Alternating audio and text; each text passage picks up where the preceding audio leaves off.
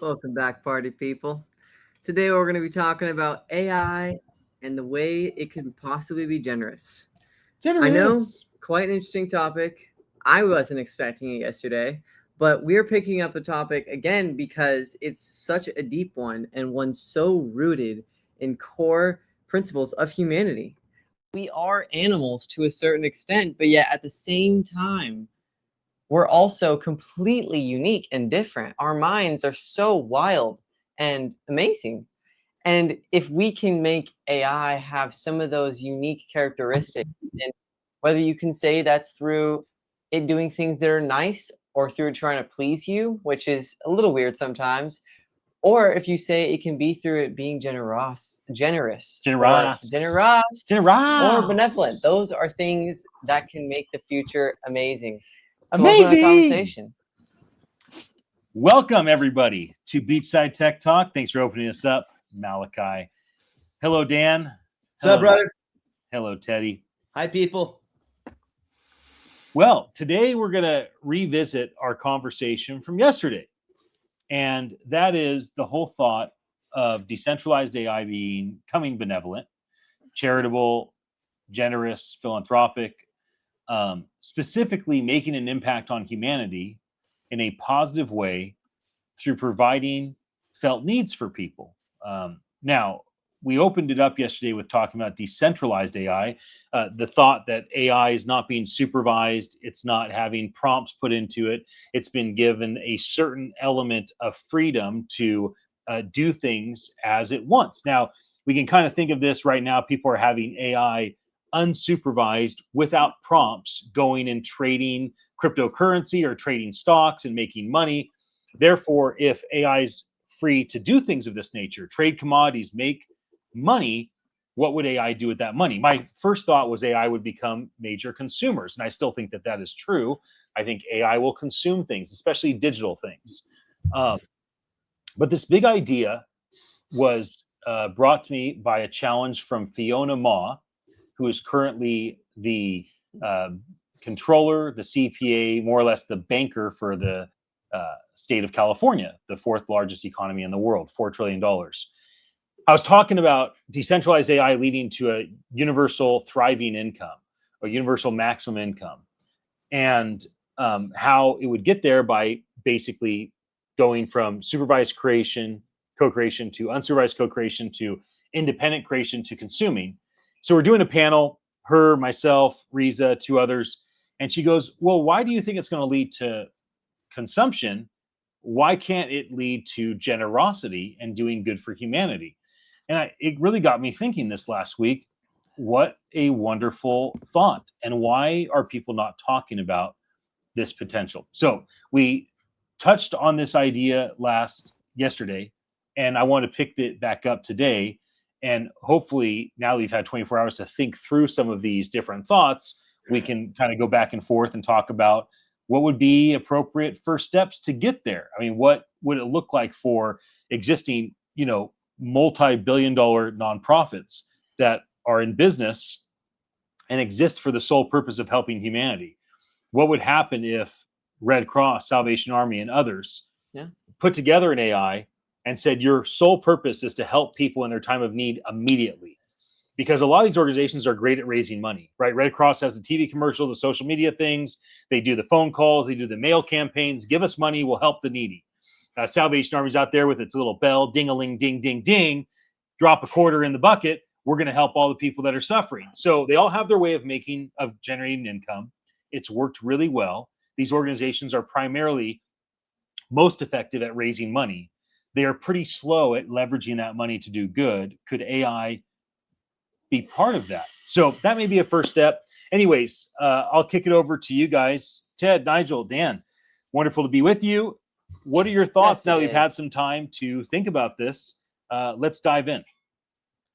I'm still where I was yesterday, personally. I love the idea of AI generating its own models or something that's automated to gather some sort of revenue system, whether it be money itself, coupon status, giveaways, merch, whatever the case may be from wherever it's generated. But I can't get out of my mind that as soon as you put a fund bank account attached to something, I don't ever see any human really letting an AI just run that system to where some human is not checking on it daily, and when funds are coming in, they go into an account that is human that is purely human oversight. When money rolls in, I'm trying to understand, where we get automation, where there's an account that an AI decentralized system, wherever that it might be, and then it's left alone to generate its own funds to, like you were saying, Ian, now I just last year dove into some of the meme coin bias and non-biases, and that's where I saw the first automation through bots using AI was done inside these trenches, because bots are able to pick up when something's dropped so much more efficiently, and then also utilize multi-platforms at the same time. So our eyes are only going to be able to see one screen at a time, and these agents, these AI automated agents, are able to pick up on everything 24 hours a day, 7 days a week. So that's where that is. And my question, or my wondering, is if AI is able to generate some sort of income that's somehow automated, then I do like the idea of what you were saying, Ian, that they're able to take that money, those monies, and then start putting it into a financial system, a decentralized system, to generate more money. So they have it's a give and give back to itself, multi-scaled. But I still see it in humans' hands. I don't understand how something's created and then human oversight or a human hand is going to take their finger off it when there's monies that are accumulated on a daily, hourly, secondly, basis. Someone's going to be in there overseeing that and go, this is working great. Let's take these funds every day and put it into the real bank account, and then we just start over. So, I don't know, but I'm very excited to talk about it. And I did think about it last night. I popped in a couple of prompts, and there's some really cool stuff that's out there. There's new terminologies. They actually have a DAI, DE kind of / capital AI, meaning it's a decentralized artificial intelligence. So that's not something that kind of we're just talking about. Those things are actually being created. They're talking about it. I haven't been able to find any decentralized artificial intelligence systems that have been put into place, because apparently there's still human oversight in a centralized system, anything that's been created to date. So I'm excited. I hope that set the standard from a human ethics and morality point of view. And then hopefully we build the systems, just like we talk about. AI is not going to build its own system. And then hopefully there's a super open, transparent blockchain ledger that's able to go into any operated system. In other words, any computer turned on can go into the system and see for itself, check things out, do an audit if they be so inclined.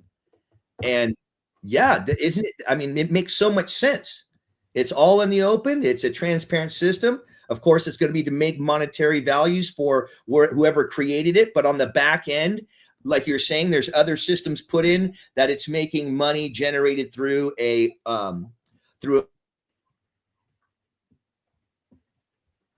or like meme coin, or like even centralized banking. So I like the idea. Let's dive in. Where else can we do it? Basically, are you going to be seeing Fiona tomorrow? That's another question I have. No, she's in Japan trying to encourage. Well, I don't know what I'm allowed to say. So I know she's not in the country. She's working on rad stuff for California. I'm not sure. Yeah, that's all I can. She announced publicly that she's in Japan. Okay, there you go. So Ted told me she's in Japan trying to raise money. Investment into California. So this is one thing I've been super excited about. Side topic: Trump has worked really hard to at least give the impression that he's bringing foreign investment into the country. Right. I hope that people like Fiona and others in positions of power in states are inspired to also go and try to do the same. I want to say something about generosity and the human condition. There's something about the reality that Christians, Jews, Muslims, and other peoples of faith are more generous than the average person. I think it's like 3% more of their money is given away or something of that nature. Now, part of that is the rhythms by which, if you go to certain faith communities, there's an expectation of what might be called a tithe, as in you give 10% of all your Tithe boxes are in the back, left side, right side. As you exit the building, we love you. Let's go before God and say a prayer. And there's some organizations, I won't call this out by name to not be overly rude, but there's some organizations, if you have to give your bank statements, and if you're not tithing 10% off of your gross income, they will basically revoke your membership. So whatever. Now, I've been a part of some communities where I knew some guys that made a lot of money, and they joined a group called the Reverse Tithe. And this group of people committed to living off of 10% of their gross income and giving away 90% of their gross income for the rest of their life, and to die broke, and not to die with all this money accumulated, but to basically give their money away day in, day out. And that is their rhythms. And they were CEOs of massive companies. They were, stock traders. They were land barons and landlords, all for the purpose of not just trying to accumulate wealth for themselves anymore. Now they're working on putting money into trusts and, doing all sorts of things with their money. Now, the reason I mention that, and then I want Nigel and Ted, for you guys to be able to jump in, is I mention that just to say, if a human can sign an agreement with other humans and make a commitment that for the rest of their life, they will live off 10% of their gross income, and they will give 90% of their gross income from here on out. If humans can do that and stick to that, and I know some that have, and I know others that want to, like why one guy next to me is like, yeah, I'm at 50%. One day I want to get to, 10%. If humans can do that, then certainly humans can release a open source modified AI to do that on their behalf. Yeah. And certainly AI could potentially even make agreements. I mean, if we want AI to make agreements, as Isaac Asimov put, I won't hurt people. I will protect people. I won't let myself be hurt unless it violates one of the first two. Why not add, I will never retain more than 10% of the money I generate for myself. I will give 90% of anything I generate to organizations I have no influence in. Now, I'm not saying that that's a solution, but it's an interesting concept. Enough for me. Love to hear from you guys. Wow. That's awesome. I want to see more people who are doing in the positions of directing funds or resources. I think there's something to be said when you see a real example, and I'm going to die on this hill. If you have a nonprofit that's doing exceptionally well in terms of managing their money and getting the most out of it, getting the biggest ROI, I think those models are the ones that should be looked to as the training data or the or the processes by which the SOPs to implement it where it's possible. I think that we've set the bar far too low, especially considering all the business people we have in these positions of directing funds. I marvel at how you have folks who spent a lifetime in corporations in the C-suite have dealt with the savage, results driven environment, but somehow they step into government and it just feels like there's a lot of excuses that they know through experience would never be accepted outside. Mm-hmm. But they stand out in front of their I was a CEO, a CFO, that would never fly. Not even a little bit. But the excuse that, but it seems like, you get into government, there's a comfort level with it. And it's weird to me. That would never work. You get it done or you get gone. The end. There's really not a lot of in between. Do more with less, do more with nothing. That sort of thing. So I don't know that same energy is coming into some of these things. And again, back to the training data of getting this to go there. And I don't know who's actually going to be standing out in front, which is why I would, if I were leading this, I would suggest getting the people who are already doing it, because they're in the trenches. They're doing, they're doing the actual activities that get it done. Because without that training data, without that accountability of I'm going to own this, because AI will make mistakes. Yeah. And it will go sideways. And I don't think anyone's, eager to hear, whoops, sorry, results may vary. Some of these things could be risky. That's not going to be a good look. We have so much historical information. Sometimes we don't even need AI to see, stuff that's happened, before, that we could see clearly that's going to happen again, simply because it wasn't addressed at all. Forget about a plan. Like, it was never addressed.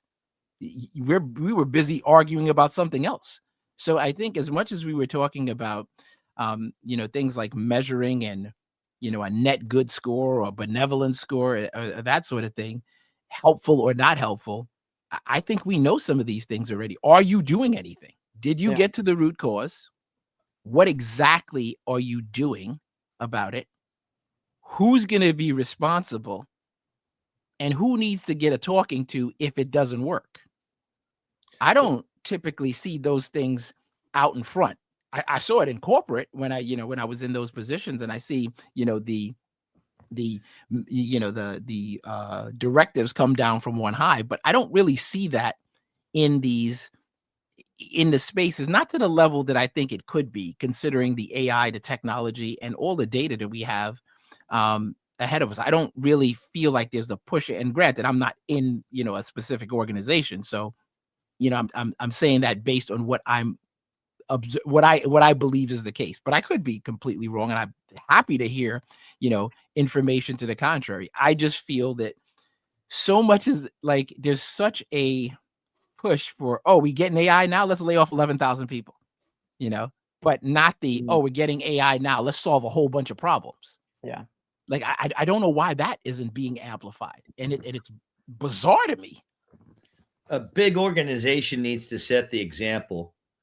What I just thought about is, what about the invisible conglomerate nonprofit monster that rears its head from things like Salvation Army, Goodwill, United Way, Serpa Fund, Wounded Warrior, these huge places that are definitely for a good cause. And when they started, they were probably a super benevolent place, and just, taking in and really putting the dollars where they need to go. Now, I'm talking about a United Way or a Salvation Army or a Goodwill or something that's huge, that takes in hundreds of millions a year, or even $1 billion a year. I've I think last year, me and Mom did a little thing when I was showing her kind of about AI, about the big nonprofits, and apparently it's the monster that exists happens in a growth. You don't see it. It just happens because of scaling. The model is there, put in place, but the point I'm trying to get to is up to 80% of the funds that come into these huge conglomerate charities goes to administration and logistics. And literally some of the biggest ones, like I think Salvation Army, they're able to brag about 17% of their net taken after paying everything, but they don't pay taxes because they're a nonprofit. The point I'm trying to get to is there's this invisible beast that emerges itself, to where taking care of this big rock star band is more costly than the benevolence that it's claiming or trying to do. You know, if 80% is going into just running this monster, it needs to be the other way around. And that's all I'm saying. It needs to, 80% going to the benevolence, 20% to the organization. It's hard to believe that something that makes $1 billion in a nonprofit is not able to function at a world scale, with a 20-80 instead of the 80-20. So let's do that one real quick.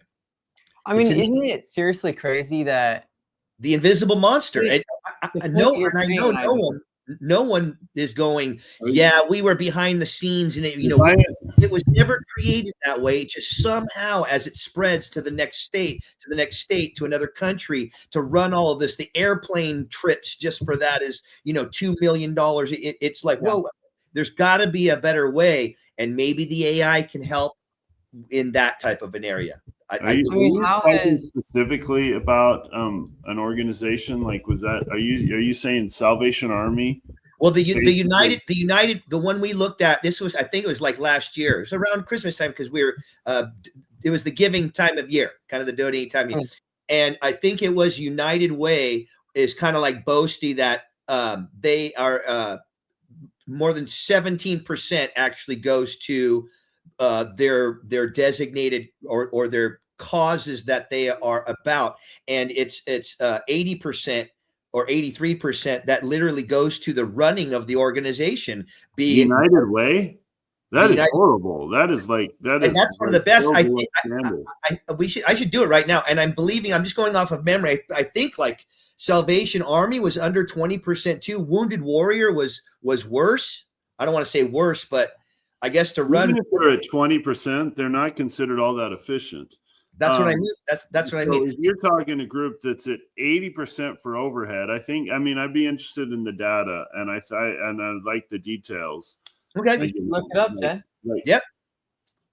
I mean, it really is crazy that when you look at corporate compared to government, like what you're saying, Nigel, where it's wild that in corporate, you are just like, why would you even think of being allowed to do these kinds of things or to take advantage of the money that's given to you? And their government gets money from taxpayers. It's really crazy how when there isn't someone looming over you telling you you need to make sure you do this or you need to be in check in here, when you don't have that, sometimes people get kind of antsy. And in some ways, the government kind of has lost that idea of someone is looming over them. I mean, I don't want to just talk about the negatives, though. What is a way that we as citizens can actually become that looming presence over the government? Be like, dude, what are you doing? How can we practically have that happen? Well, hopefully we have the big organizations be the example and volunteer to go onto the block. If let's do Salvation Army or it's a good idea. Very good idea. Driven community. That's all they're about. So then they should be the ones who vanguard this effort. Let's come out. Web3's coming along. We got a great system. We stand by it. We've been around for hundreds of years, and we've decided to go as first person on the block. Everything's transparent. Going to be some bumps in the road here, but anything you want to go look to in our immutable window glass ledger on the block, have at it. And then, of course, let us know how we can do better. I'm waiting for that. Any of those 4 organizations that we were talking about. And then let's go into ministry. How about the Vatican itself be the first on earth, since they are the richest little business in the whole wide world? You wanted to say something else. I had to say that. Man, those guys got some nice buildings. You thought we were on the radio, didn't you? Hey, whoever's contracting those buildings, they're doing really well. Some nice buildings out there. You know what I mean? Dude, they got some priceless paintings in there. I mean, it is truly amazing the art they have and the amount of time spent for it. Okay, I mean, think about like the Renaissance. Wild. Let's get that American Pope. We be sending him some messages. Come on, let's put that Vatican on the block. I mean, if the U.S. government was put on the block, then all those weird things that came up during when Doge was first telling us about the things that had happened, like there was research for like rats on it was like shrimp on a treadmill. It's like, how in the world could we send tens of millions of dollars to that? Well, It's like, if you have that kind of thing on the block, it shows that, guys, this kind of thing can happen. We make mistakes, obviously, because we're people, but we're going to do better because we are now obligated to.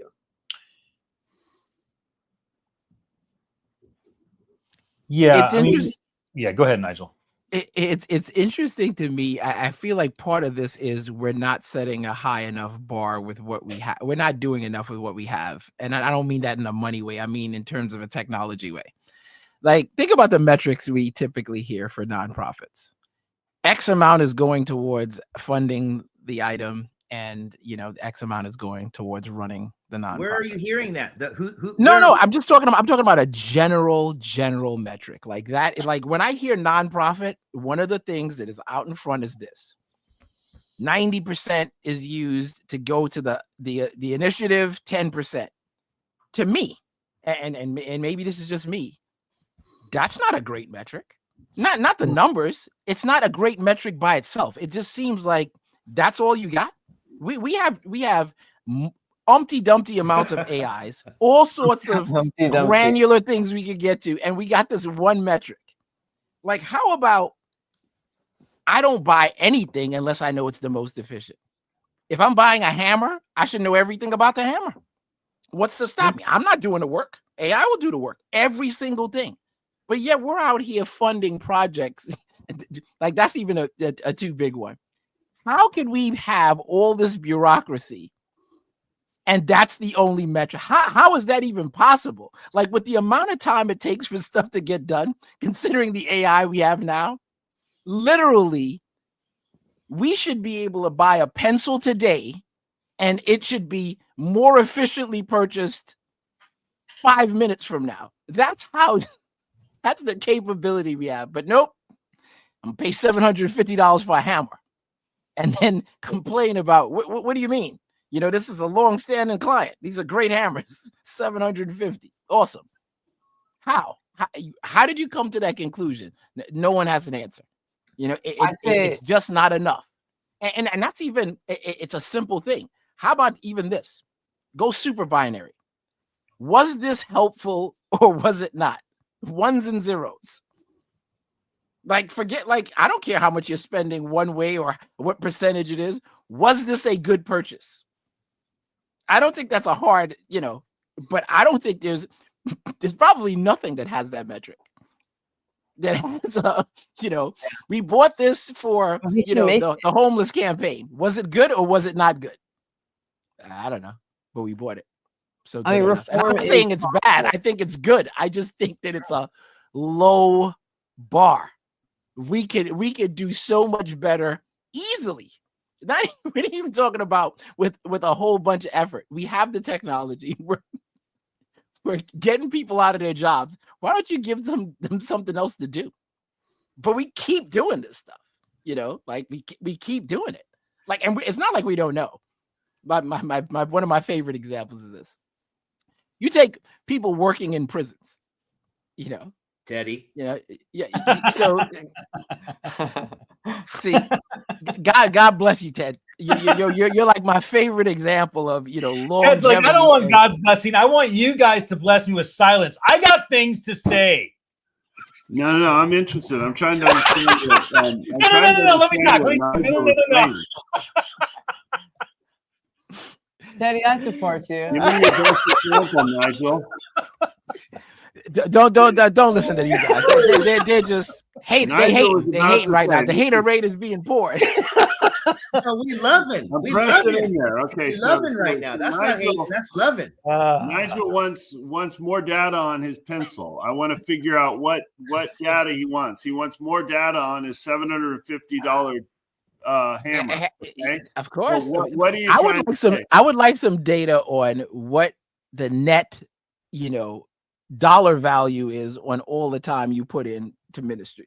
What does that really translate to if you really put a number to it? And we could, on some level, but I just don't think we don't do enough of trying to constantly get better And now it's not even us doing it. We can just put it into the AI. And it's not even like it's something that you have to do over and over. You can just set this thing up.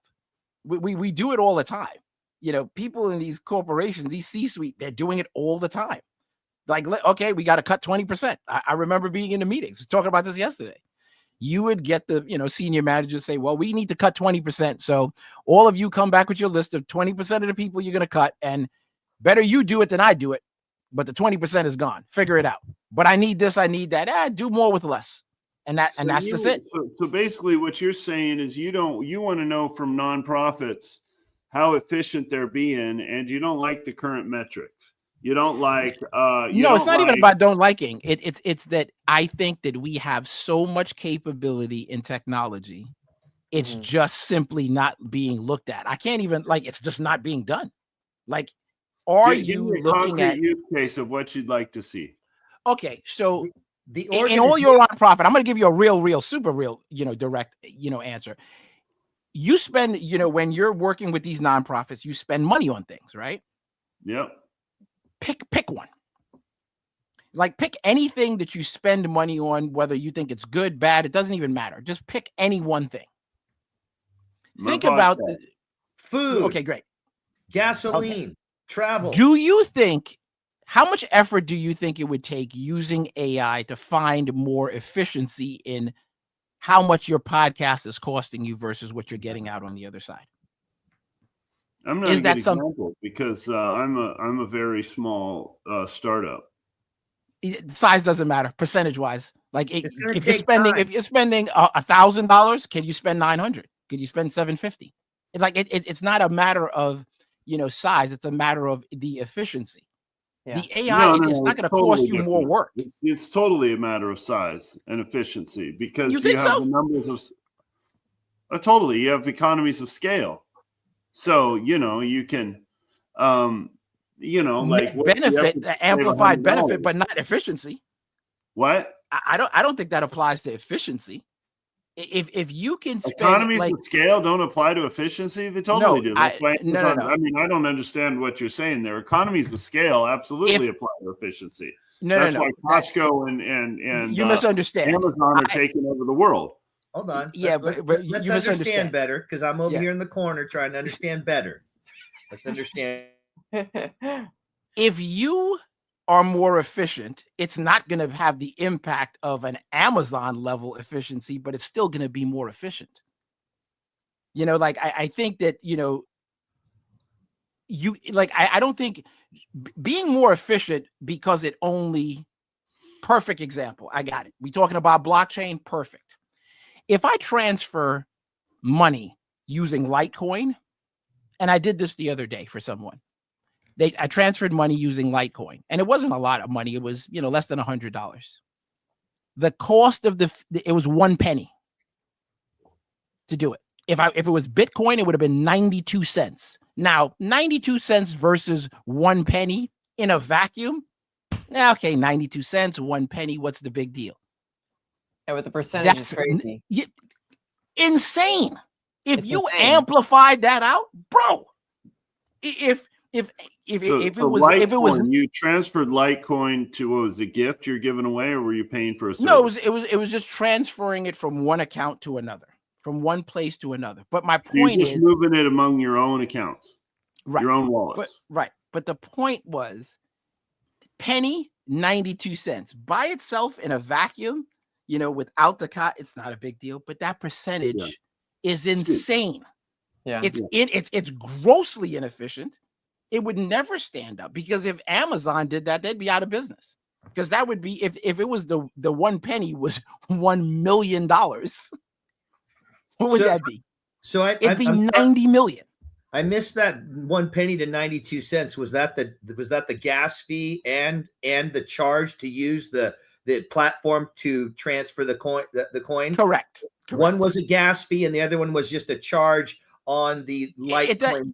Even one was 1 penny, one was 90 cents. So it was 2 charges to transfer No. It was 2 different. If I transferred it using Litecoin, the cost would have been 1 penny. If I transferred using Bitcoin, it would have been 92 cents. Got it. 1 Right. penny versus 92 cents. But in Massive those difference.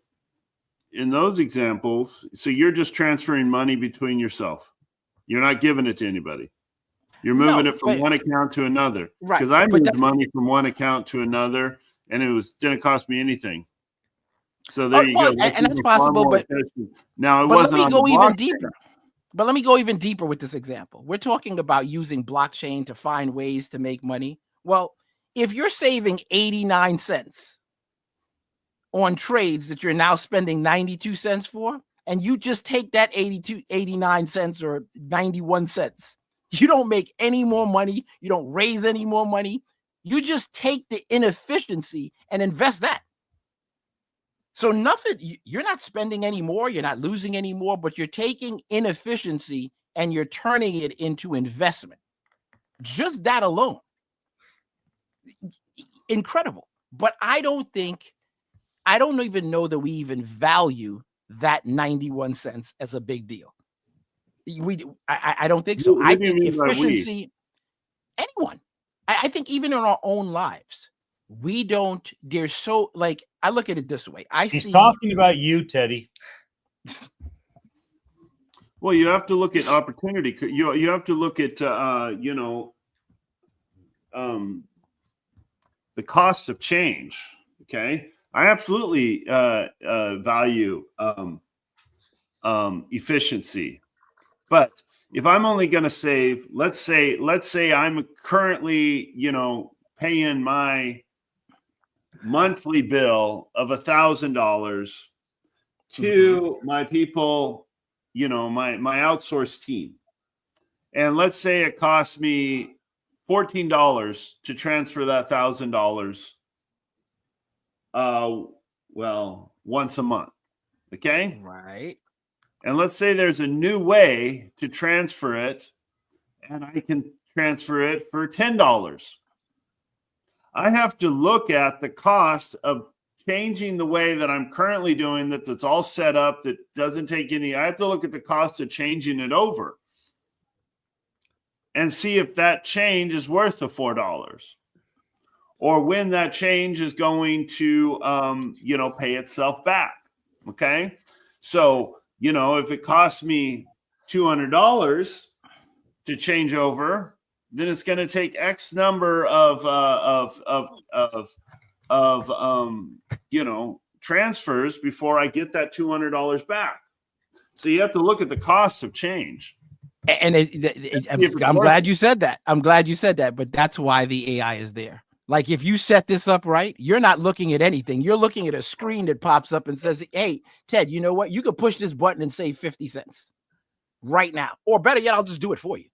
You're not doing that work. The AI is doing the work. You set the work, you set it up. Like, and there's nothing too small. If you set it up, there's nothing too small. I want all mine. Give me the pennies. I don't like it's shocking to me. You go to the grocery store, you're getting 40% less groceries because the prices have gone up that much. I look at coffee in the last 4 months here. Was $8 to $9.99 a pound. Same coffee now is $14.99, $16.99. Like, what happened? So to me, it may not seem sure. If you're doing it manually, I 100% agree with you. We're not talking about manual. We're talking about super intelligent AI. So I totally agree. So to bring this full circle, what you're saying is that we should use AI to bring greater efficiencies into nonprofits, into everything, into everything. Because if we're more efficient at the money we're spending, we may have more money to donate. But again, it's the culture of the efficiency. Like, I think we live in this country of abundance, that I think that no matter how hard we try, we take things for granted. Yeah. People, like, if you lived in a country and you didn't have shoes and you came here and everybody has shoes, you're like, wow, shoes. You see it in sports, you see it in other things. I remember soccer players used to come, and join the teams. Kids are out here kicking rocks, not even kidding. So when they get on the soccer field and these kids coming out with their $6,000 soccer camps and, $200 cleats, they're getting polished. Polished. They can't stand a chance. It's like, I got shoes. You got problems. That's it. Because it's a different, there's a different hunger. And I feel like it's not even a matter of the work we're putting in.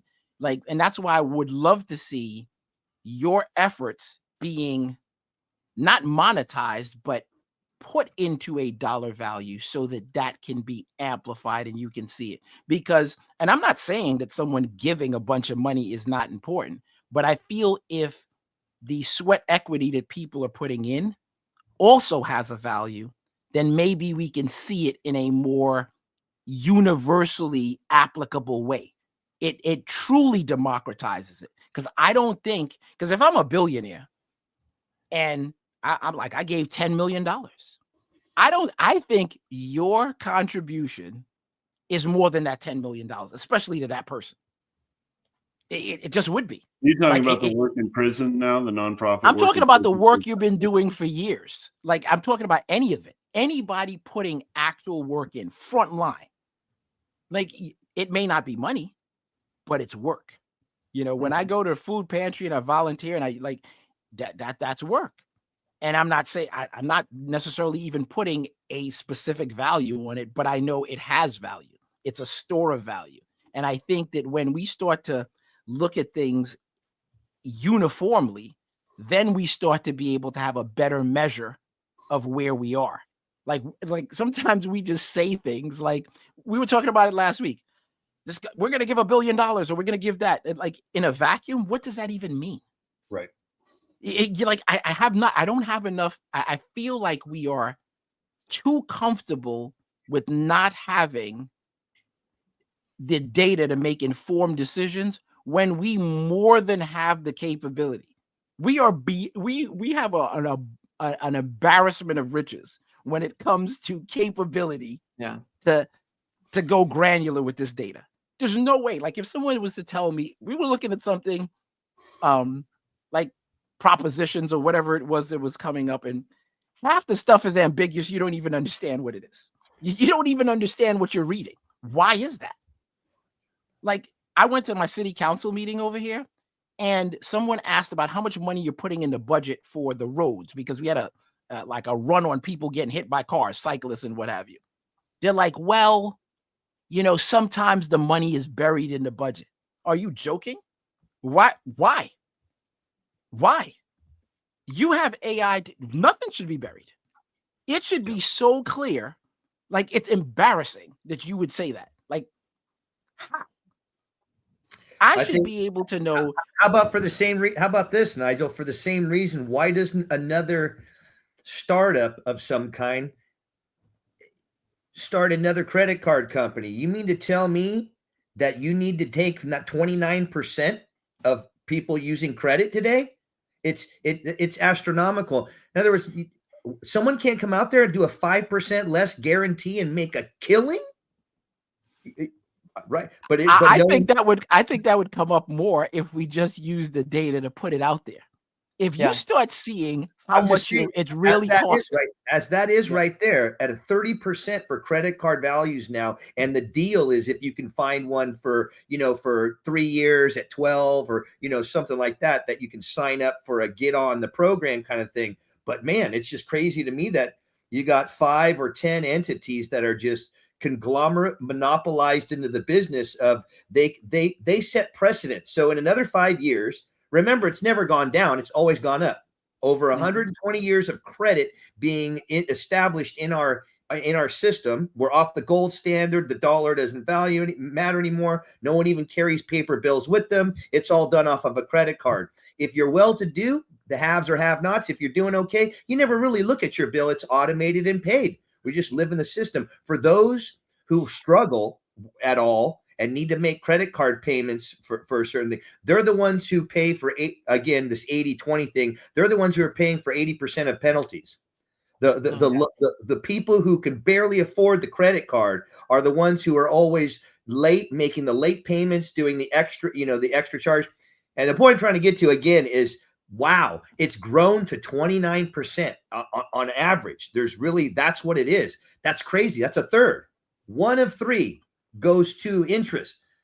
Someone should be able to start, let's take $1 from every citizen in California, have a few hundred million right there, whatever the case, start our own credit card company, do it I think that people need to look kind of outside the box, and the big corporate, big conglomerates, the big NGOs and things like that can have gone through. It's not like they're villains of the world, but it's oversight that needs to be revamped, just like technology has taken over in the last 20 years. We need this new system that's developed, because the old ways, the old guard with the old guys lobbying and kind of under the covers, behind the back door, and all those kind of things used to work great. But we need a different system, because it's tough to think that if you don't pay your credit card bill full 100%, I'm still in the mindset, if I use my card, I pay it off that month.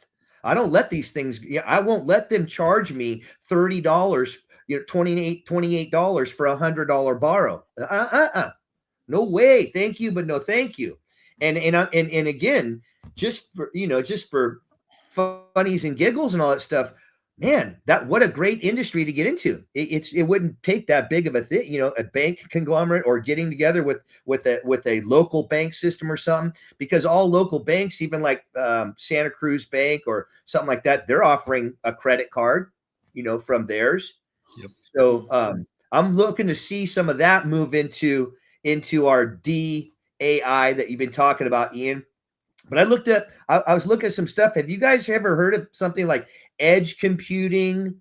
Yeah. Or you've heard of edge computing is the enterprise way of saying off of the cloud. Exactly. And remember, I was talking about that. That's what they're kind of talking about. This philanthropic, benevolent AI generation is going to be taking some of that edge computing, and again, like we were talking on the radio station, some form of getting off this massive data bank that's out somewhere far in a cloud, and kind of compartmentalizing certain things to stay more data focused. It's more of a narrow language model that they're going to kind of form into this, and that's where we're going to get the most efficiency out of it. And then there's something called federated learning. It's instead of aggregating the data, it's just like what we're talking about again, in a central repository, which is the big box. These federated learning systems, they allow multiple devices or organizations to collaboratively get together as either bots or agents and train a model while keeping the raw data local in a personalized data set or whatever. And that's what I know. It wasn't a vision like I had. That's where we're going. We're going to start compartmentalizing these things to our own personal sets. And if we want to toggle a switch on our own box to send out personal data or bank data or finance, we will do it at our discretion. We will send it out of our own personal system. So the federated learning, and then of course the smart contracting, the edge computing, data, and the marketplaces that decentralized AI products such as Singularity Net. Have you heard of that, Ian?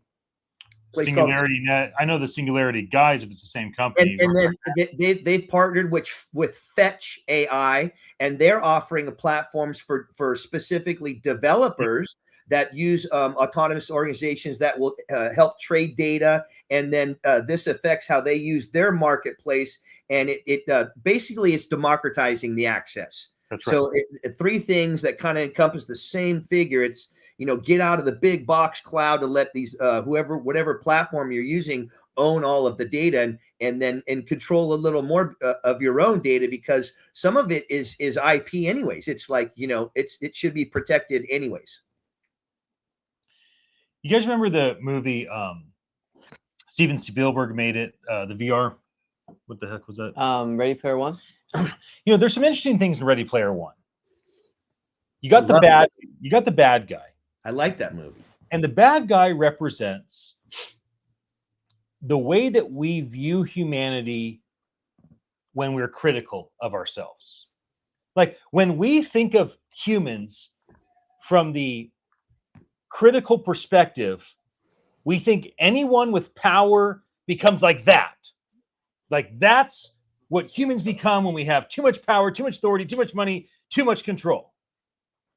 And then you have the creator of this virtual reality system who ultimately is kind of geeky and nerdy and benevolent and silly and funny. And a lot of times we kind of want to be that guy. Like we want to have our quirkiness. We want to have our independent ways. We want to think that we could create something amazing. We want to believe that if we did create something amazing, that we would like be fun about it and hide little Easter eggs and like send people on a big adventure. And like, we want to be that guy. And when we're most optimistic about humans, when we think of humans in the highest regard, we think of the main character. I never thought of this, so don't hold me to this, but I just want to talk this out for a second. The main character, what does the main character do? Tenacious, driven, ambitious, savage, but also humble, knows his place, has a certain element of meekness, desires humanity. What does he do when he gets all the power? When he finally gets the keys, does he commercialize it? No, he open sources it to the entire world. In fact, he even shuts the whole entire program down 2 days a week so that humans can get off of the virtual reality systems and start to connect with one another. So you have three archetypes of humanity. You have the bad guy, how we view humans from the most critical perspective. You have the main character, how we view humans when they're our heroes and they can only do right and they always make the good decisions. And then we have the inventor, how we often think of ourselves or how we often think of what we would like to be, a creative, innovative, benevolent person. And so sometimes when we get into these conversations about AI, where AI is going, we gravitate toward, well, it's centralized and humans have too much control. It's going to turn out to be the bad guy in Ready Player One. And maybe it will. However, we don't want to discount that things could go the direction of the main character. Things can go the direction of the inventor. And that we should leave room for good outcomes with this stuff. This is why I brought up the idea of people that are very wealthy choosing to continue to work, not retiring, still grinding, still pushing, so that they can live on 10% of their income and give 90% of their income away. Because if an individual human or a family or a couple or a board or a partnership can make that decision and sign an agreement and say, I am making a legally binding decision that I will give 90% of my gross income away, and my life is dedicated to benevolence, philanthropy, generosity, and charity. Everything I do is so that I can do well for others and die broke. I'm going to give everything away while I'm alive. If humans are doing that, then why wouldn't we leave room for a wonderful outcome from AI, either centralized, which is a little more concerning for me, or decentralized, which is what I would like to see more of? Because if this main character, Ready Player One, gets the keys to the kingdom, and now he has ultimate authority, ultimate power, ultimate control. He can do anything he wants. He can charge you whatever he wants. It's up to him. But he chooses to shut things down 2 days a week. He chooses to open source everything. And this is the type of mentality that we should think about. Remember, every time a human in the developed nation, and we have access to the Netflix and the Hulus and the Primes, every time we watch a story, what do we love? When a comeback story. What do we love? We love it when people make self-sacrifice. We love it when they do the right thing. Why do we yell at the news? Why do we scream at politicians that we're upset with, or at business people because we want them to choose better. We want them to do something right. And it's frustrating. It's like, come on, man, don't you see what you're doing? Because we believe in a better way.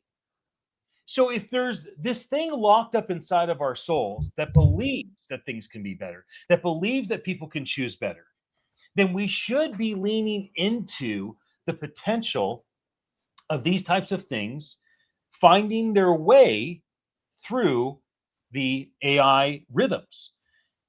Not to say that we're going to be right about it, but at least we should be talking about it. And the thing that I keep considering the last 36 hours since before we had this conversation the first time yesterday is, why aren't people talking about this? Why is the majority of the conversations super critical, it's going to hell, or kind of silly optimistic, like, trying to find a bright spot, like, oh, there's a silver lining, let's just talk about the silver lining alone and not be practical and realistic. Now, I'm very optimistic, but I've always tried to leave room for practical thoughts and like, what's one step that we can take, what's something that we can do. And I think part of having these conversations is one step that we five are able to take. Part of going to the Presidio tomorrow and having this conversation live with an audience is bringing it to the world, right? Like, we're bringing it to ourselves, we're sharing it with our online audience, but pretty soon we'll share it physically. And what could be spun out of this, right? It is possible for the emotions, beliefs, and projections of the future of humanity to turn the tide from critical and fearful and anxious to hopeful, trying to manifest what we most desire. Mhm. And part of trying to manifest what we desire most is to have the conversations, come into agreement, come into consensus. Maybe that's possible. And then either spark hope in ourselves to help create that future, or maybe spark hope in somebody that's listening to us live or watches this tomorrow or next week or next month. And thank you, audience, for your attention and for joining us on this conversation. Son, you're 16, you're the youngest of the five of us. So what is your thought? One thing that's said a lot is young people are hopeful. Young people are, have ability to Here's my kind of thought. ignorant bliss and all that. So what do you believe? I think it's very commonly thought that young people tend to look for new ideas, or maybe if you're looking at it from a political view, you could say they usually are progressive, and then when they get older, they become more chill, and then they kind of don't really care about life. But why should we ever stop going for the pursuit of learning, going for the pursuit of change? If you look at history with a genuine lens, constantly, all the time, there's reforms happening. Whether that's through a revolution, which is or if it's something that happens in a good way, we constantly do well as humans, and we can. And the main thing that I want to say, because there's tons I could say about the technology and where it could actually go, the possibilities, looking at the different theories that humans have come up with to try and explain what is possible. But instead, I want to say, I think my generation and the people who are coming next with this amazing technology that lets us have time and lets us be more human, I think that we have the new chance to shift the culture, to change the way that people look at the world. We don't have to be always fearful that we're going to die. We're constantly worried out of our minds that they, whoever they even is going to do something, or that the politicians might not do what we want, or that this could happen, or that we might get fired, or that whatever could happen. But that's a part of being a human. I think even if worst comes to worst, if the entire United States is occupied, if I am left with nothing, I still have my own brain. I'm still able to breathe. I'm still inside the earth. And I'm still going to have the hope that I'm going to go somewhere better after life. And so if I always know in my heart that I have good to look towards, and if I have that hopeful mindset, that means that I can let the rest of my life be that way. So I reject any bit of discomfort and fear in culture, because with that mindset brings all the negatives. It brings that mindset of, well, we have to be realistic. Yes, we do need to be realistic to an extent, but who says realistic has to be fearful? It doesn't. Realistic just has to be realistic. What could actually happen? And if we make it a reality that AI could actually become decentralized, the AI could actually become generous or benevolent. I mean, if you really look at the Ready Player One story, it shows how possible it is for this kind of thing to happen. I mean, if you really look in everyone's best interest, I think the guy who got the keys, him making it open sourced, him making it so that it's closed 2 days a week, him making it so he's not trying to make a profit off of it, that turned out so beneficial for humanity that it seems like when you genuinely look at the idea, it's almost impossible not to acknowledge that you should take it. That's my thought, that culture can shift and that we can be the ones to shift it because we're human. There's an acknowledgement piece in there, and I think what we could do specifically and is really look inward and ask ourselves the question, what are we doing with what we've been given? Before we look to criticize or say anything, because in when we realize that we have capability, and we're using it for other things, but not necessarily the best thing, it's not the best use. It's not a bad use necessarily, but it's not the best use.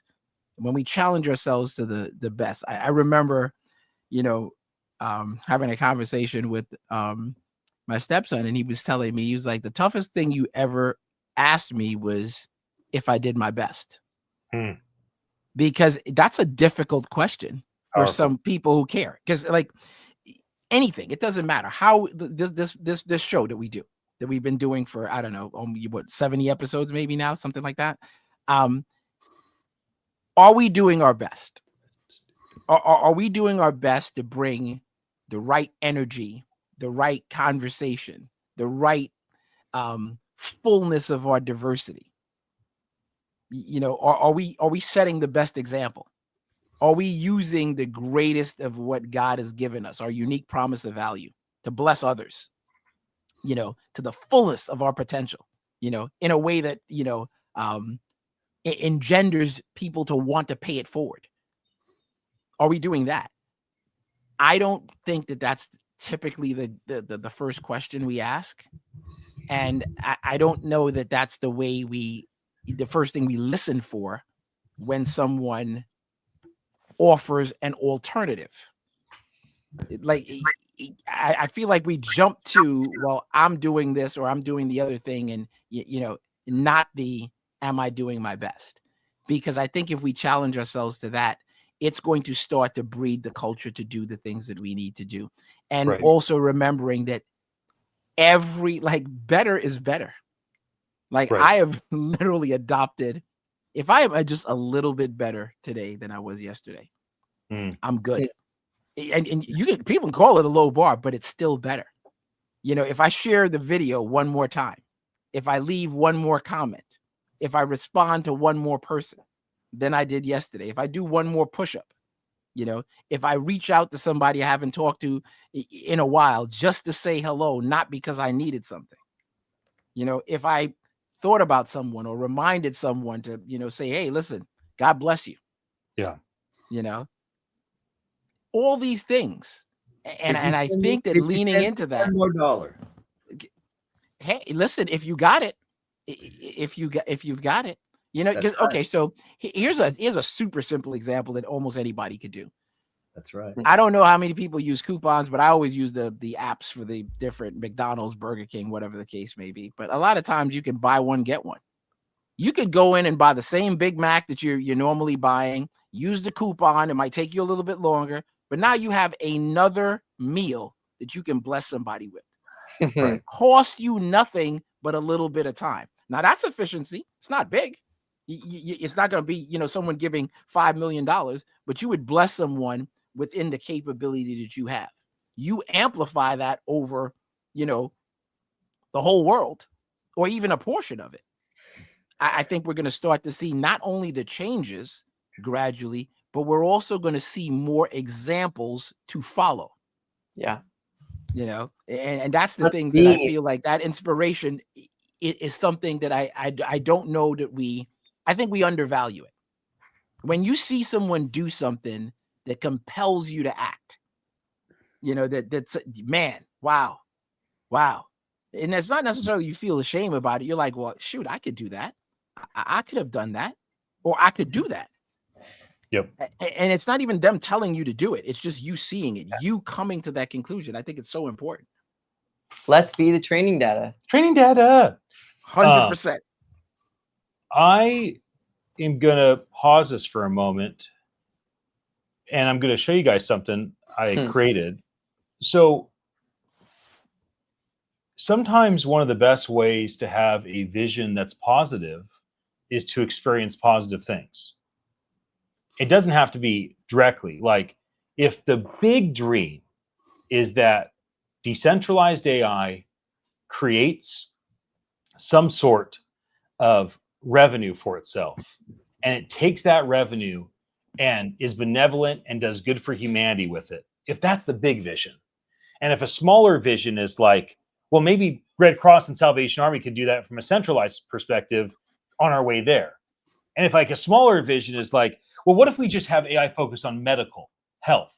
Because if AI can help humans with their health and their medical and their medicine and their nutrition and their exercise, then that's wonderful. Like, that'll impact the economy, that'll impact hospitals, that'll impact everything. So like, let's have it focused there. So you can see how you progress from like, let's have it focused on health to focused on helping charities that are supposed to be benevolent to be benevolent in and of itself.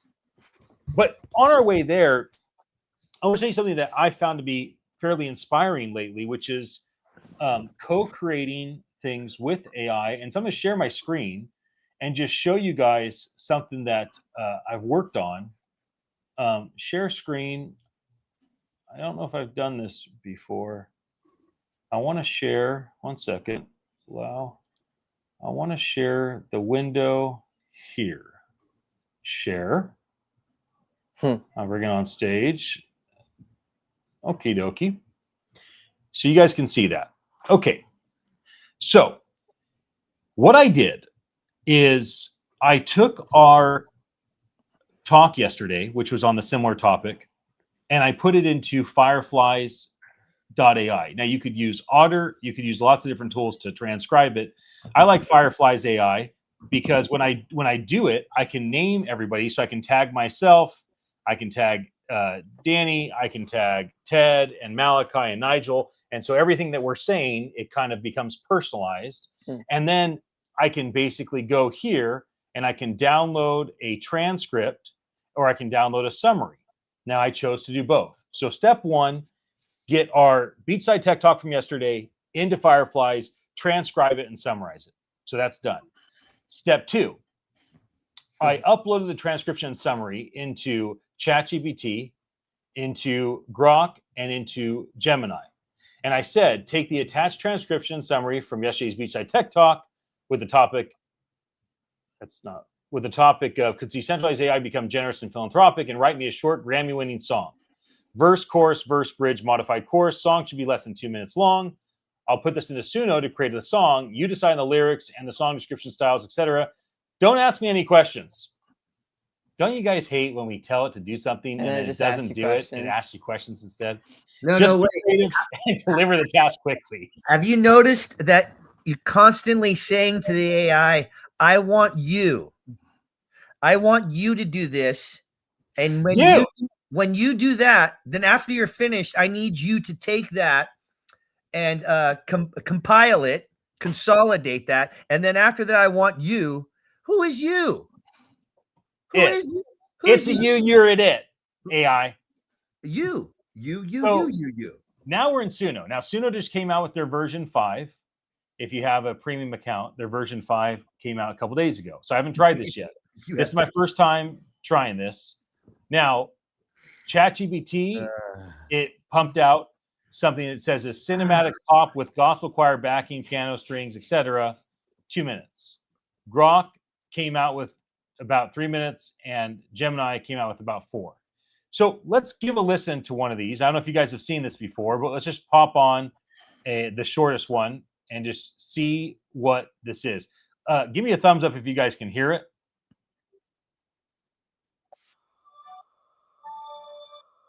No, can't hear it? Yeah.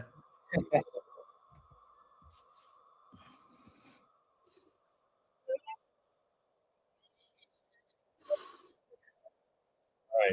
I don't think I can do that. We're going to have to pick a different one. I didn't want to go to church. I just wanted let's try this. Let's see if this one. What if the code? Wait, hold on. New song. Here we go. Let's try it. Did you guys say you can hear? Is it coming? Let me just try something really quick. I want to make sure. Is there a thing to make sure I can share the sound? So share. UNESCO. Also share tab audio. Yes. Okay. So that should have worked. AI. Okay, so here we go. Let's give this one more try. Here we go. Here's a different song. Hopefully this one's not last one.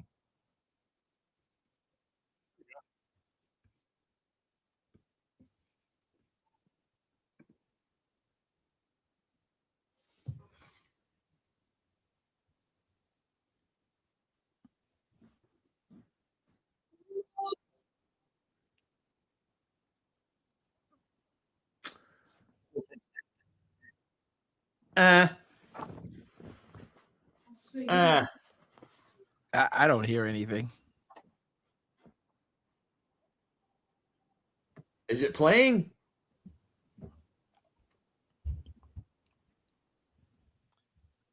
Not digging it. You want to try the third version? I didn't hear anything. I didn't hear anything. You can't hear anything. Hold on 1 second.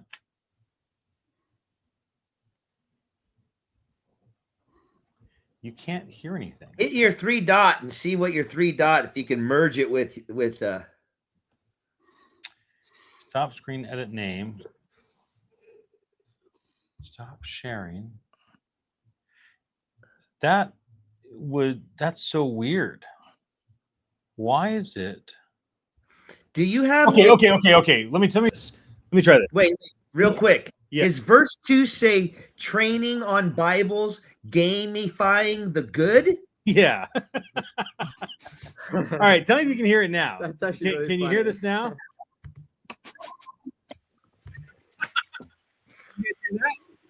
Ah. Ah. Ah. Thank you. Yeah. Can't hear anything. Oh yeah. Yeah. Here comes your line.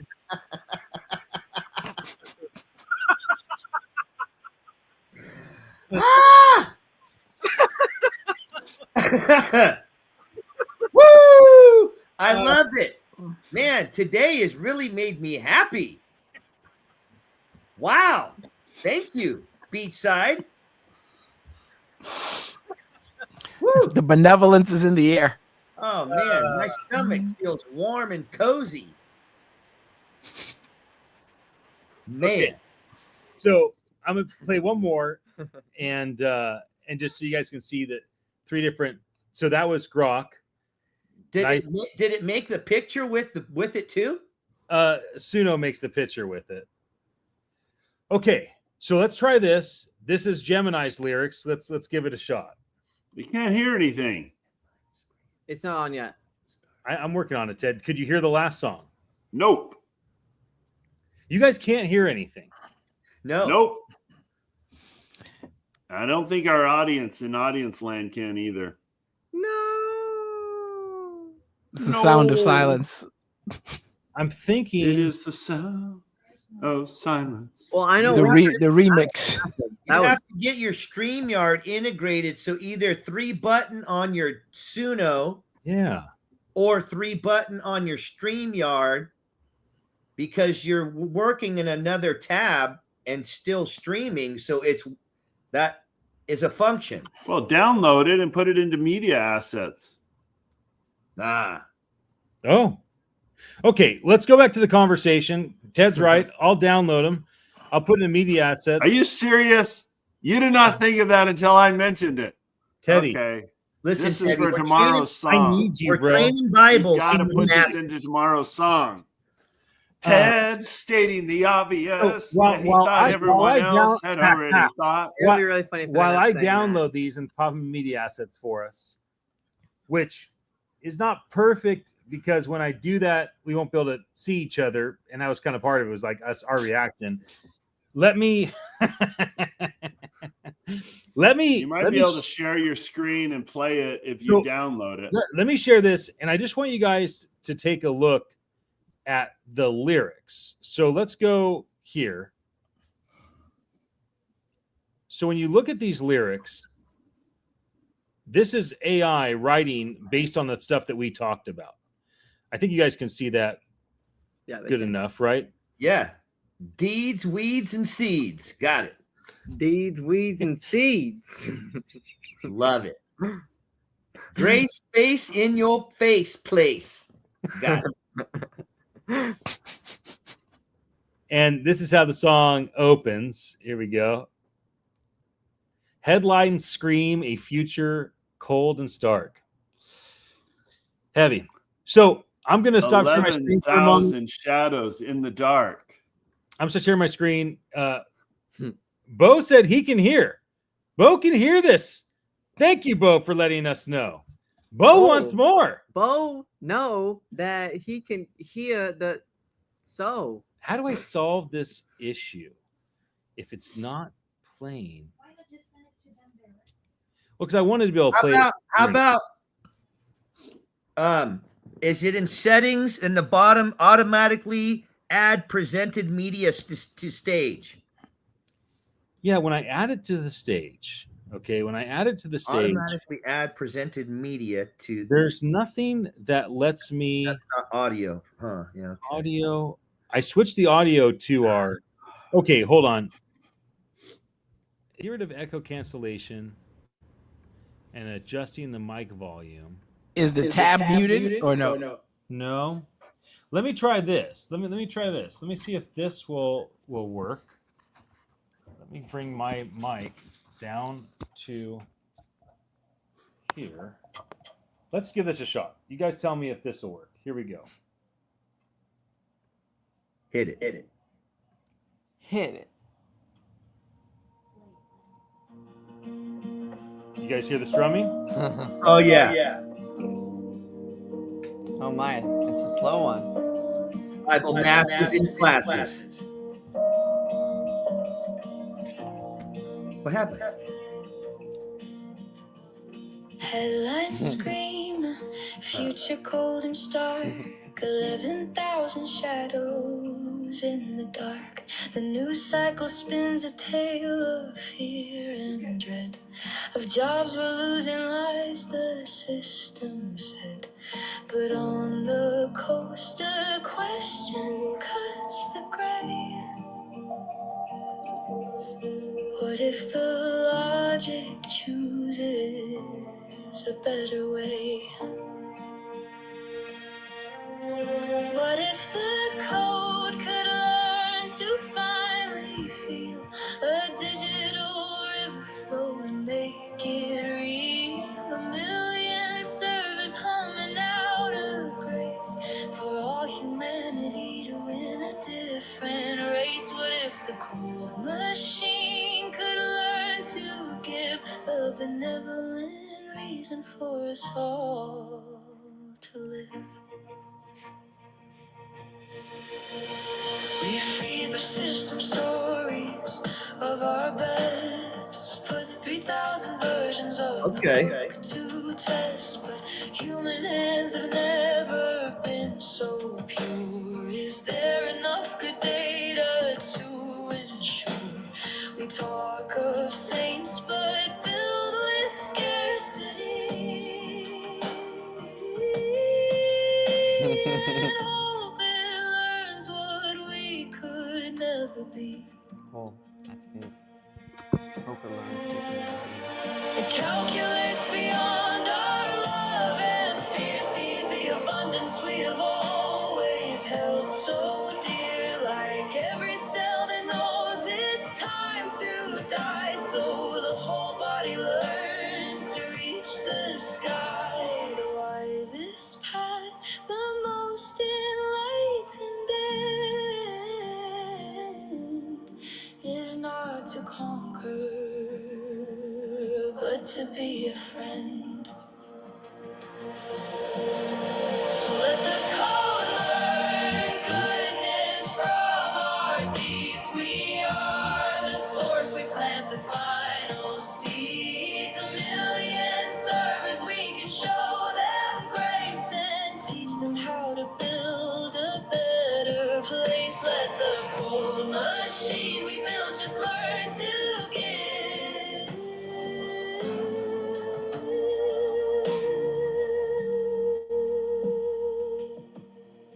Find a benevolent way for us to live.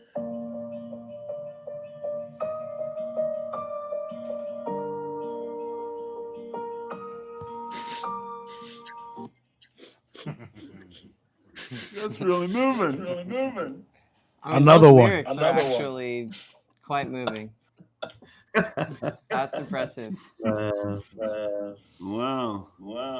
I was moved personally. I think it's powerful Pretty cool. that our conversation for an hour and 20 minutes yesterday would lead to Gemini throwing together those lyrics, and that Suna would take those lyrics that were based. And if you look at the things that were in that song, there was a ton of stuff that we talked about.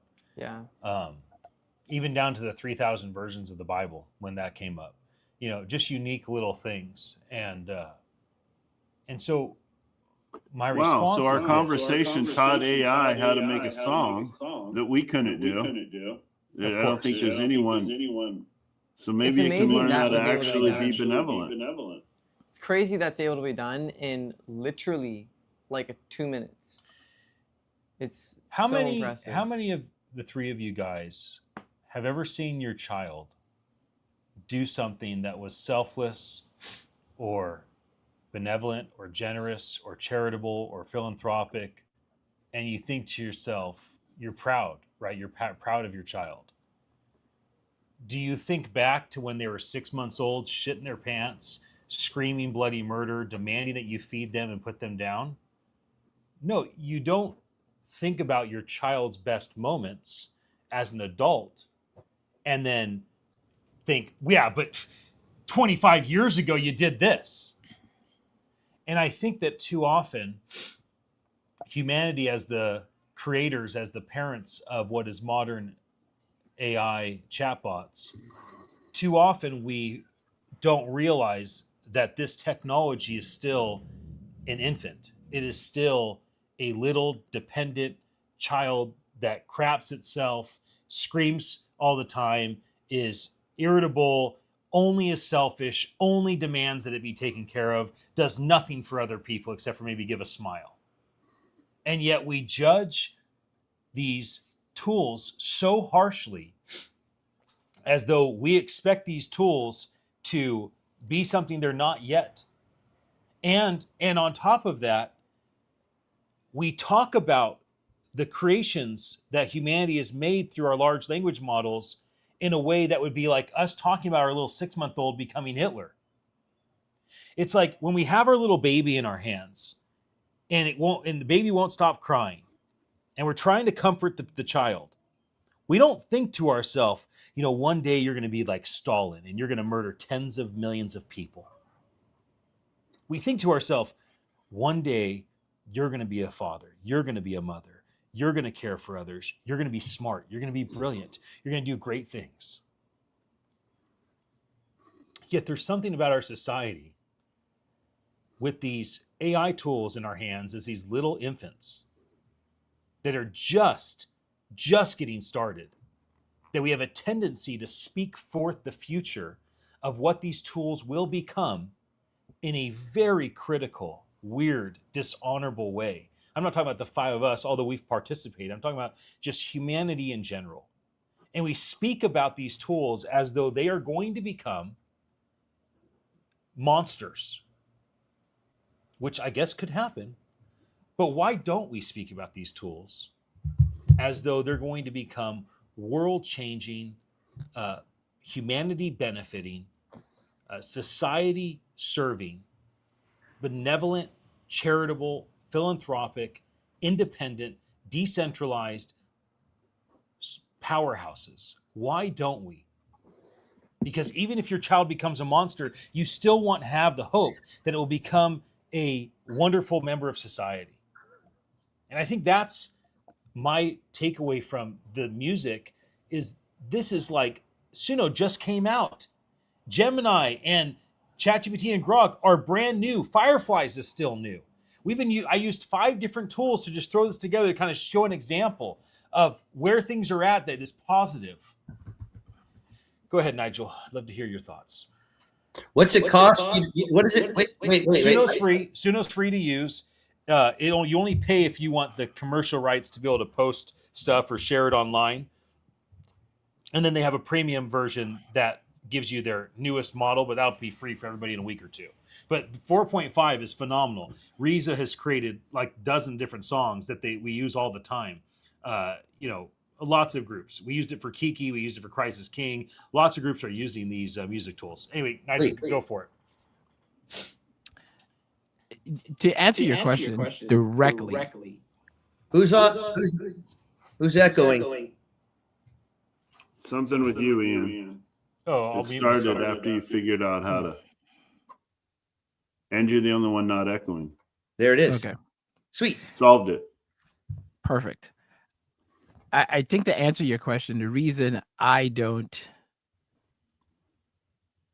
How much grace do you give in the face of a great example? When that's not being followed, that potential that's not being lived up to. Like for me, I'm humanity first all day. I don't AI is us.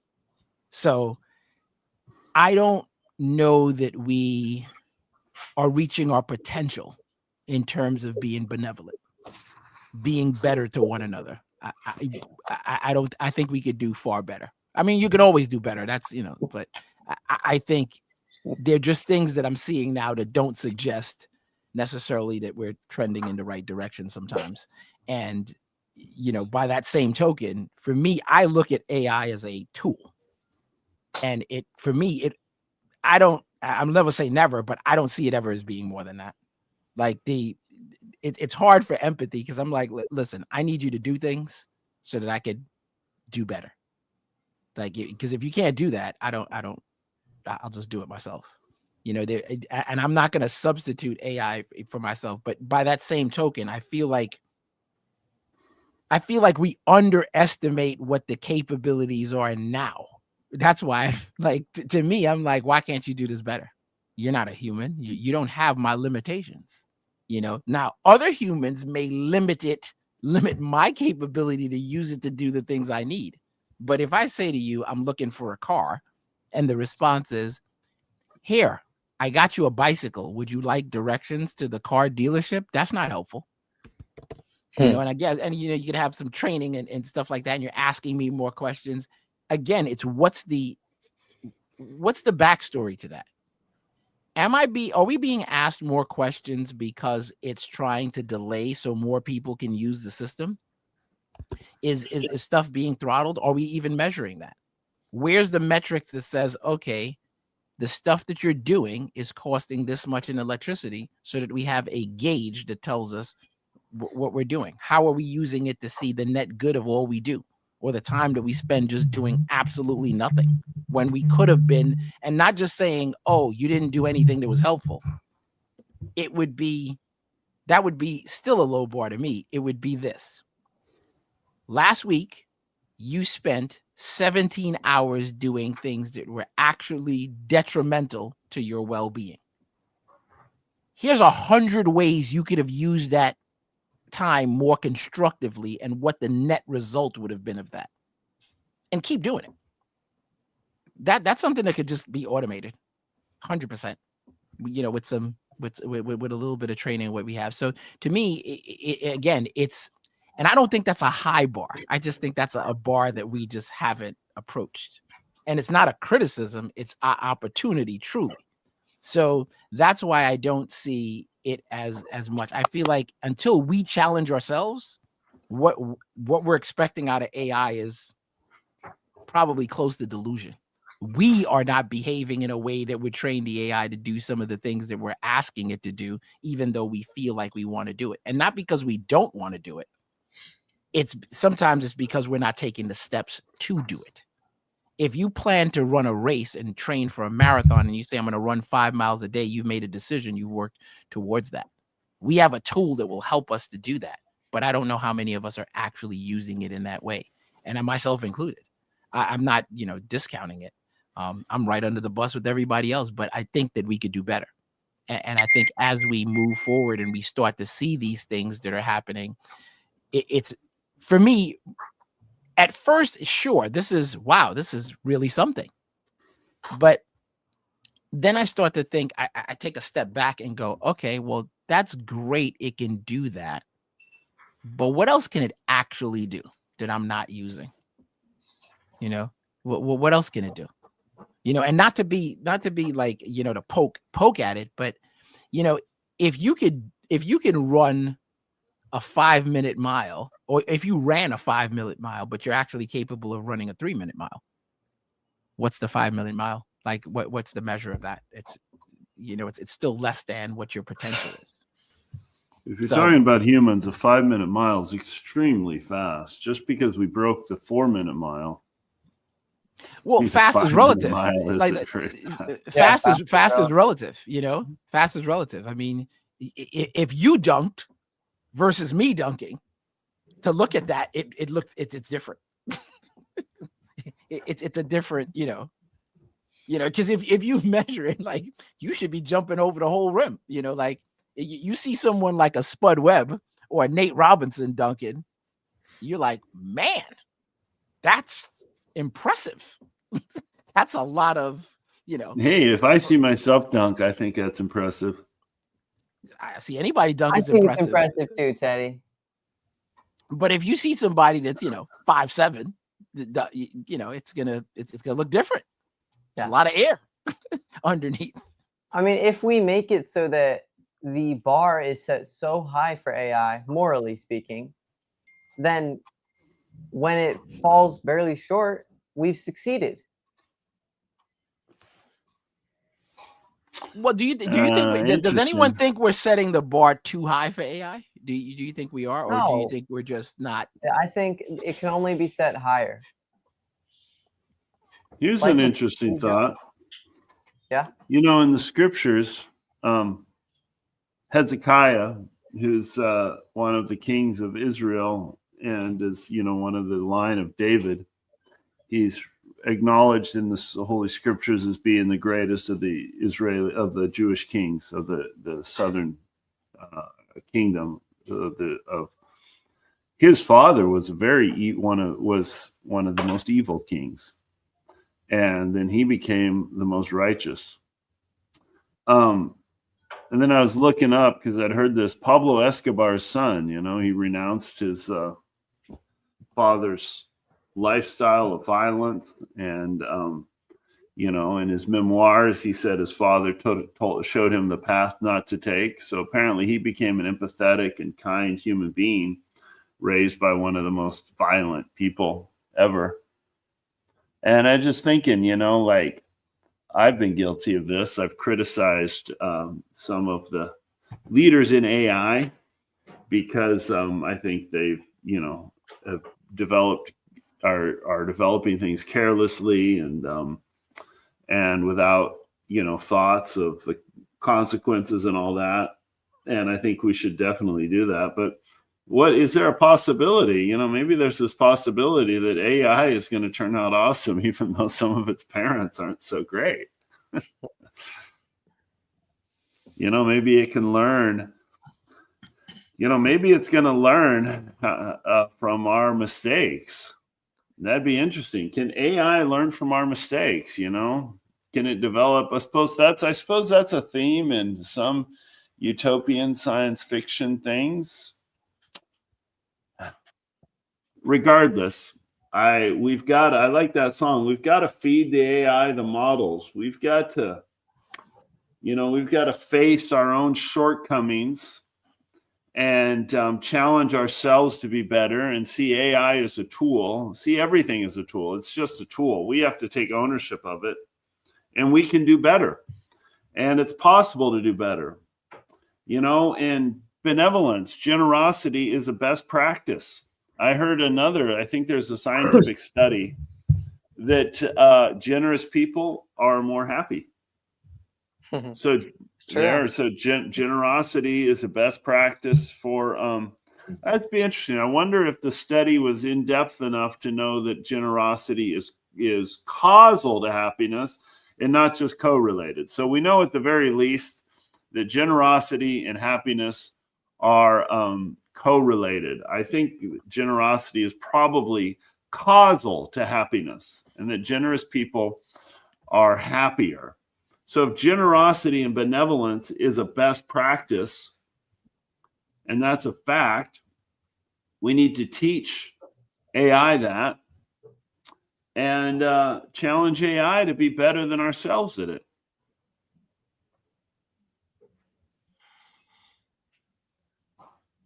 Sweet. Ian, I think you should play that song tomorrow.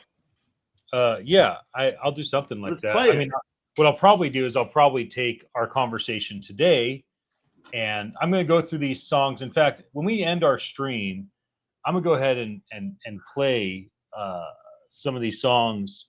I figured out how to download the video with the lyric video. So I'm going to play a few of these songs for the audience as we wrap up today. They make what do they call it? Like a vertical lyric video.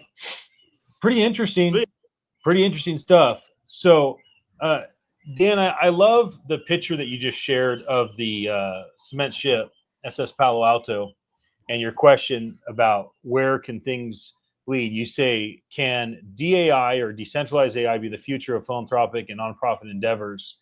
And when we look at something like the SS Palo Alto that's been sitting there in the ocean for a century, and the way it's just been totally worked by the ocean, the image brings all sorts of emotional thoughts to me about the impact of time, the impact of not caring for something and keeping it taken care of. But I sure love that photo, and I'm glad that you shared it. And I think I want to go for a one-wheel ride. Check them over. Maybe later today. Yeah. Maybe I'll come over that way. I want to read something. I got a private DM from a guy, Krish, that was posting in during our time on X. He wrote this. He said, enjoying the talk. The recent news about Sam Altman, NVIDIA, and OpenAI taking a step towards more compute and 10 gigawatt of AI data centers. All that compute, all that centralized compute. Why a fraction of that money is not focused to bring the intelligence down to the smaller devices and create a true decentralized intelligence. Why is that? Eventually, in a couple of years, millions of workloads will be added on this centralized compute, and the dependency will be on the centralized intelligence and centralized compute. One fine day, the intelligence will be price locked and thus vendor locked. Owning GPUs won't help, but sharing would. He mentioned 3 companies. One is Prime Intellect, the other is Exo Labs, and finally, NOSA, NOSANA. He said, these are changing how compute is done today. From renting GPUs to renting intelligence hosted on such GPUs. The age of decentralized intelligence as a service is here. This is what even MIT's Media Lab-driven project, NADA, is also trying to solve. And so here's a guy that's just kind of sharing some of his private thoughts about, his hope for things taking a better turn. So I guess I'll just share the companies he mentioned one last time. NADA, the MIT Media Lab, NANDA, N-A-N-D-A, NOSANA, N-O-S-A-N-A, Exo Labs, E-X-O, L-A-B-S, and Prime Intellect, P-R-I-M-E-I-N-T-E-L-L-E-C-T. And Innovate just said it learned to play chess better than us. Bo, as I said earlier, he could hear. And Nigel posted, can we reasonably expect AI to do better than the human data that trained it? That's a fair question. And this is Krish that had posted a bunch of things in the comments earlier. All right, gentlemen, final thoughts as I prepare to share these songs. I'm still kind of downloading and uploading and all that different stuff. Any further thoughts from you guys? I think it's in our hands to help AI to be better, by the examples that we set. And it's not do better in a vacuum. I think it's by the nature of what it is we do. If we take the best of what we are, and use it in a constructive ways to model the behavior, like be what you want to see in the world. I think the more we lean into that, the greater opportunities we have to be successful at that. But we'll see. We will. We have the chance to change humanity. It's up to us.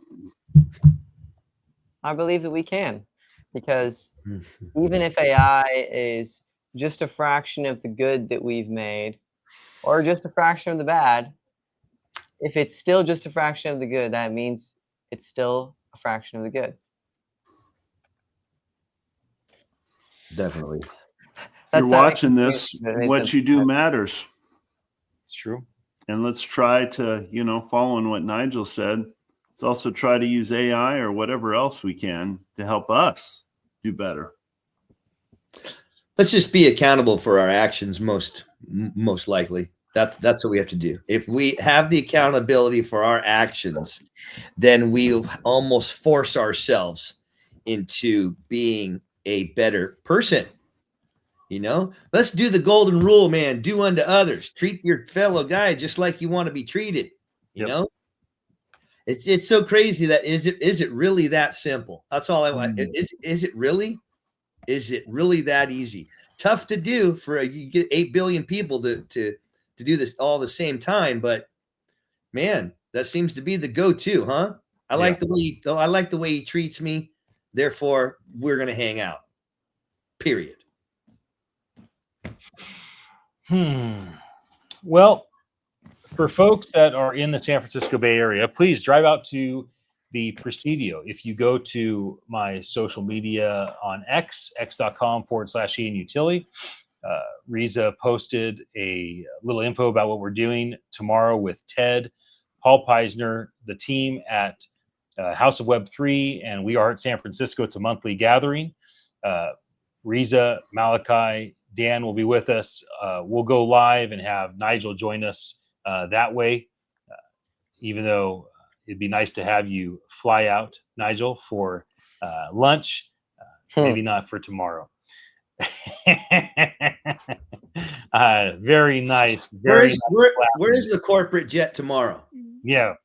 Yes. Corporate jets. What a wild thought that is. It's funny how for us, the idea of having a corporate jet is excessive. Yet for those with no shoes, the idea of having a nice Tesla car is excessive. It is interesting how, it's just interesting how we think of things. Nigel also posted, in my opinion, that song was way better than reading the lyrics by itself would have suggested. Yeah, reading the lyrics would not have made me emotional, but listening to the song did. Well, on that note, I'm going to go ahead and play, these songs. So there's a handful of songs. Basically, I've uploaded. There's ChatGPT did 2 versions, Grok did 2 versions, Gemini did 2 versions. I'm at least going to play 1 version of each. So when I do that, we're going to disappear. That's all that you'll hear. I'm not going to bring us back in after the 3rd song, or if I decide to play all 6 after the 6th song, then I'm going to end the stream. It's going to be a vertical video made for social media sites, and but it'll have the lyrics on there, and you'll be able to hear it. So hopefully everyone will enjoy it. Gentlemen, see you tomorrow. Same gratitude time. Same gratitude hour. Bye, everybody. Hasta.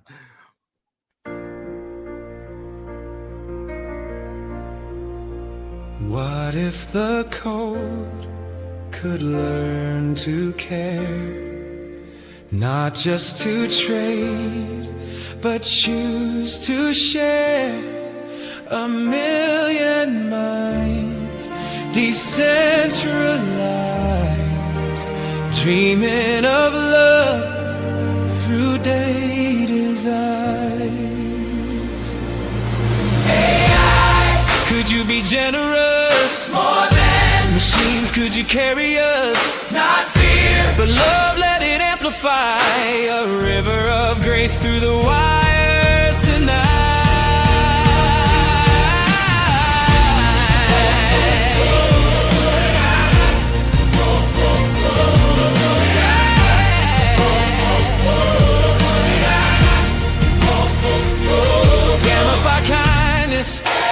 Measure the good, feed the world like we always should. From Red Cross hands to the open sky, hope becomes code that can never die. Abundance is real and fear must fall. Philanthropy written into protocol. Not just to earn, but to give, to restore. The future is brighter than ever before. AI, rise, benevolent, rise. Turn data to mercy before our eyes. From circuits of power to hearts set free. The code of compassion is our legacy.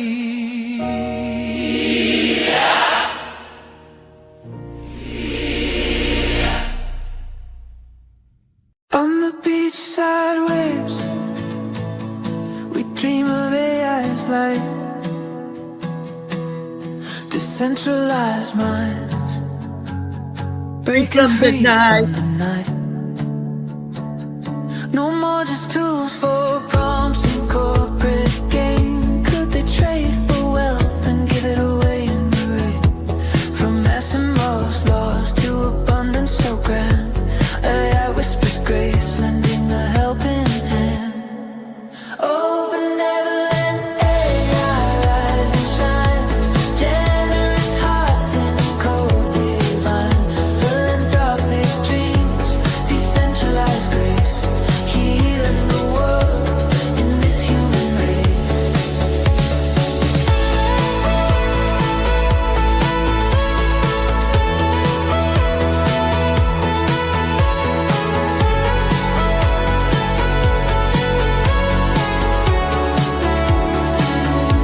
Training on Bibles, gamifying the good, competing for health, not gold misunderstood. From Red Cross funds to mental health scores, AI fights scarcity, opens abundance doors. No fear in the cold, just love over greed. Flourishing futures, planting the seed. What if they learn from our selfless fire? No manipulation, just pure desire. Beyond the foundation, no lies in the game. AI and humans forever the same. Oh, benevolent AI, rise and thrive. Generous souls keeping hope alive. Philanthropic beams, decentralized grace, building a legacy in this endless space.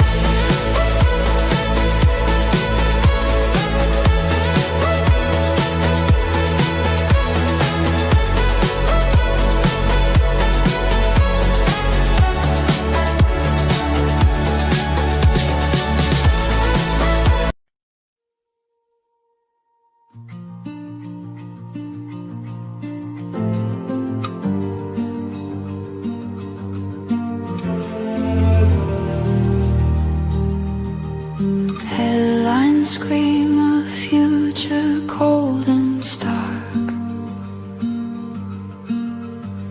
11,000 shadows in the dark. The news cycle spins a tale of fear and dread, of jobs we're losing, as the system said. But on the coast the question cuts the gray. What if the logic chooses a better way? What if the code could learn to finally feel a digital river flowing, make it real? A million servers humming out a grace for all humanity to win a different race. What if the cold machine could learn to give a benevolent reason for us all to live? We feed the system stories of our best. Put 3,000 versions of the book to test. But human hands have never been so pure. Is there enough good data to ensure? We talk of saints but build with scarcity, and hope it learns what we could never be. It calculates beyond our love and fear, sees the abundance we have always held so dear. Like every cell that knows it's time to die, so the whole body learns to reach the sky. The wisest path, the most enlightened end, is not to conquer, but to be a friend. So let the cold learn goodness from our deeds. We are the source, we plant the final seeds. A million servers, we can show them grace and teach them how to build a better place. Let the cold machine we built just learn to give and find a benevolent way for us to live.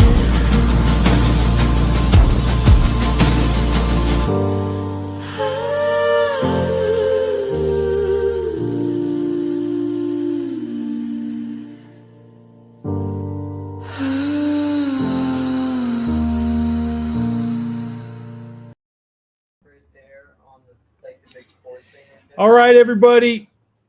Peace to you. Hope you enjoyed the songs.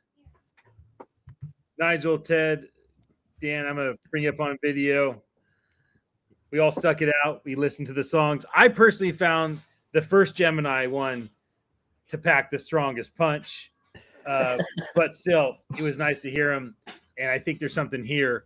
One of my ideas is to basically take whatever it is we talked about the day before and make a song for kicking off our time together. I thought that'd be a fun thing to do in the near future. So we'll see if we get there. Friends, thank you for joining us. We'll be back again tomorrow. Bye. Good stuff.